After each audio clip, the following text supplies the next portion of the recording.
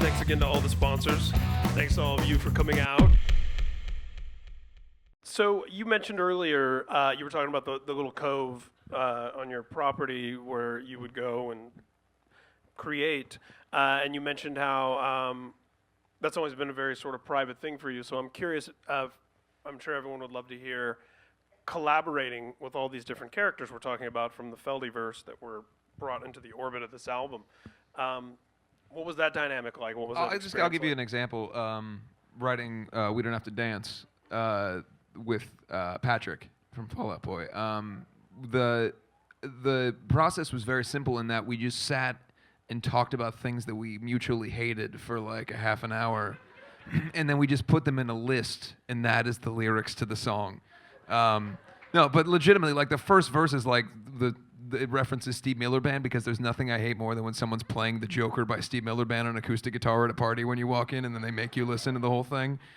People that just have tattoos on their hands and neck and nowhere else.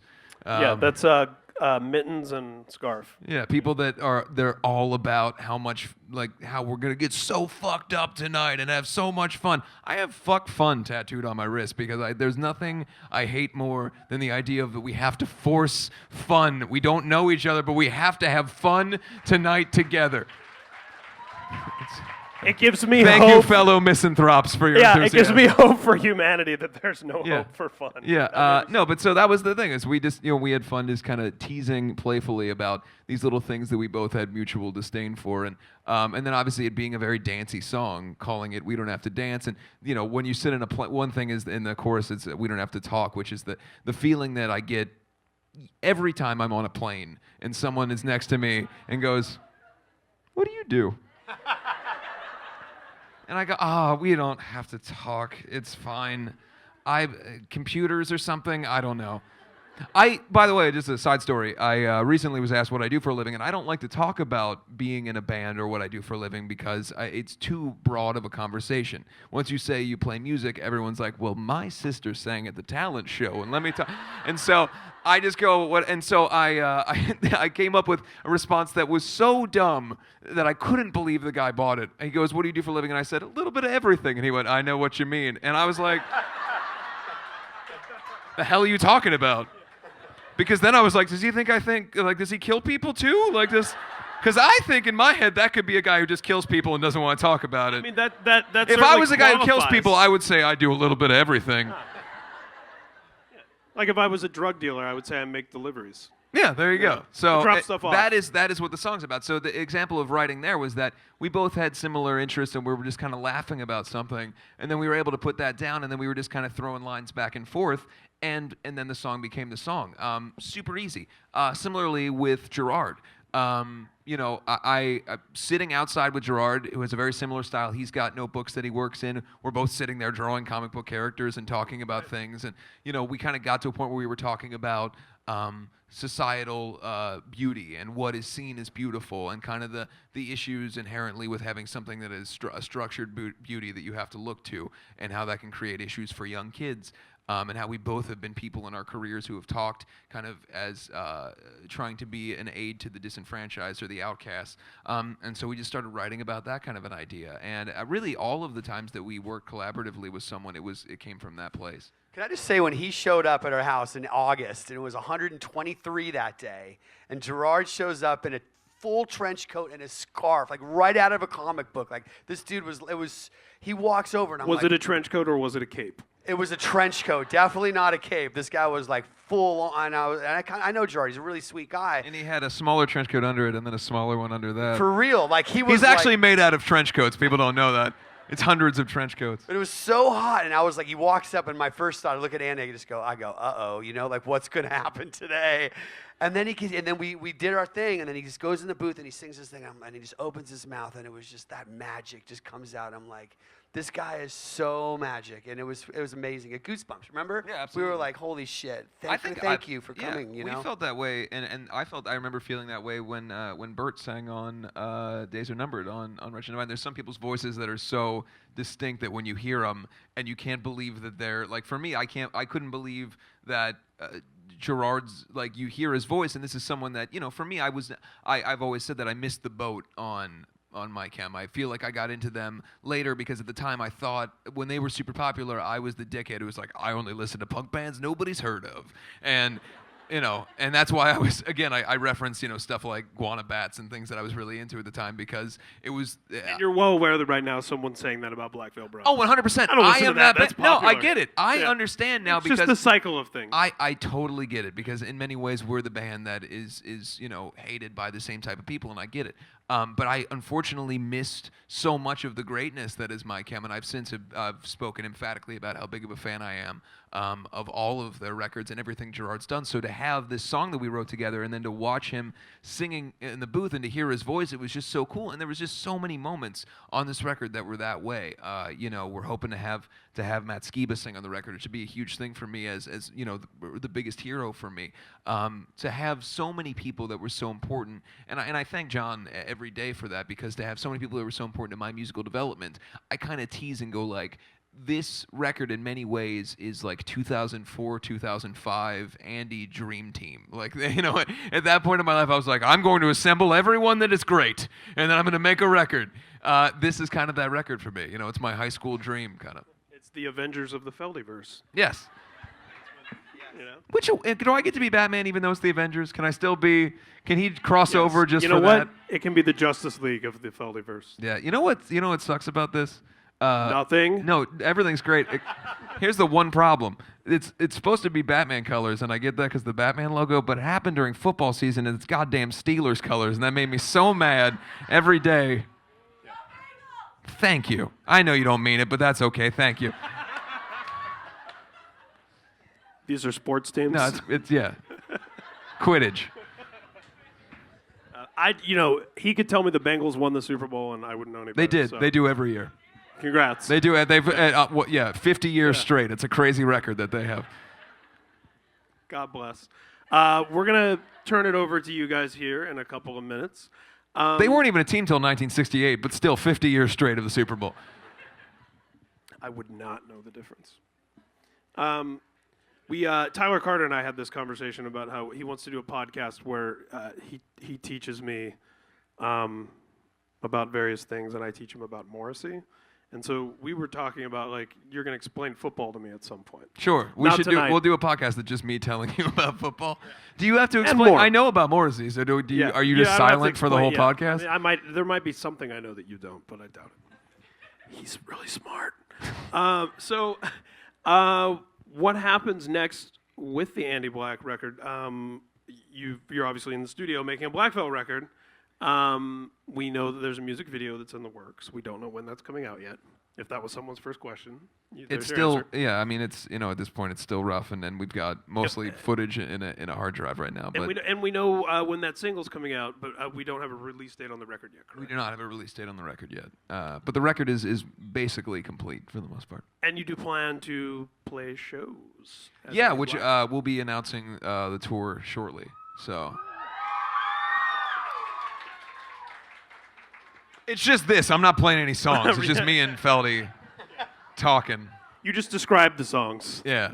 For an hour. I describe all the songs. Yeah. There's drums now. Yeah.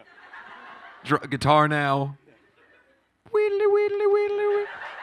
It's like director's So there's a thing commentary. we do in Black Veil where when we're really bored. We used to do this in the Van days. We had a song.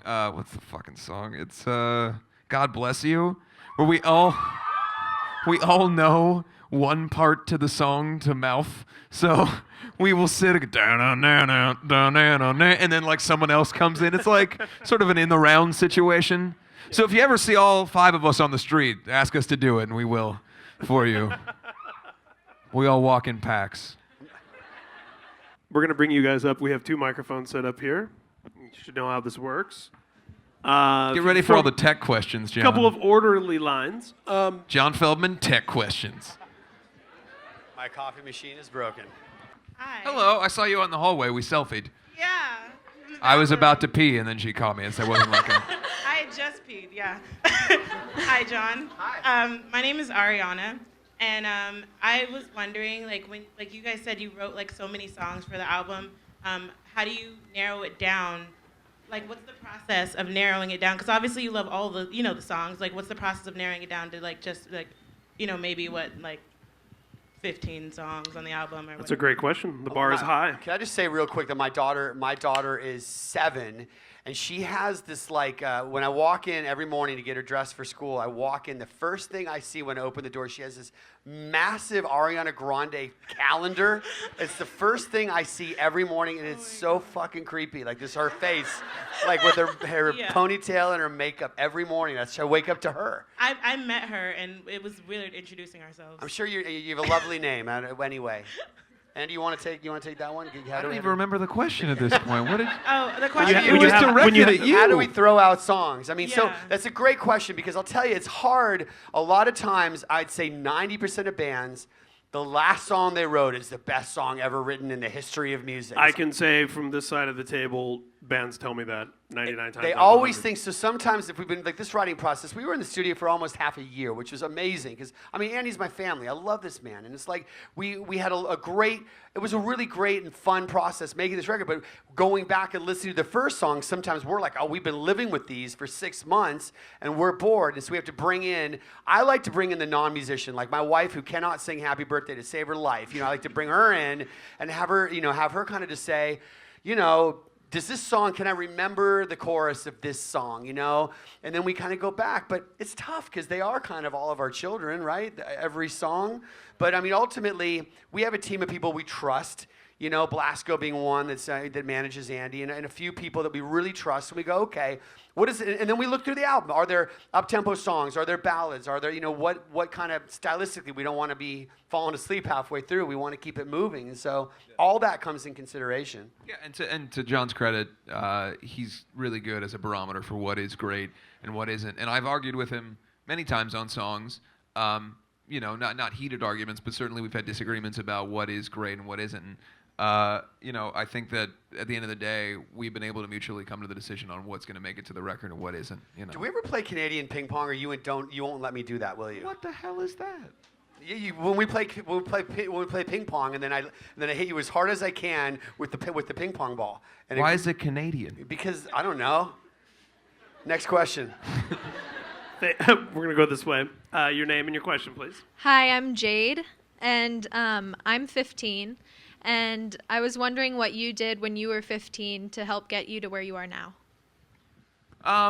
Jesus. No, I mean it's a loaded question because 15's a hard age. Particularly for someone who's interested in music, it can be difficult because by and large, other people who are 15 lack the conviction or ability to stay focused enough to help you in your process if you want to be a musician or a writer or anything creatively.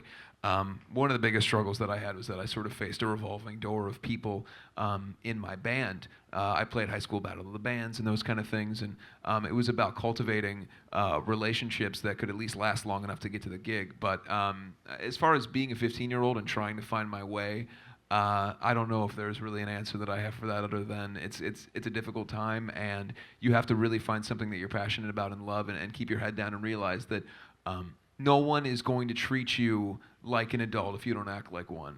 One of the biggest things that I see issue with is that my vocabulary and the way I act in interviews and that kind of thing, it's not a magic trick. It's not like I'm doing some sort of magical thing.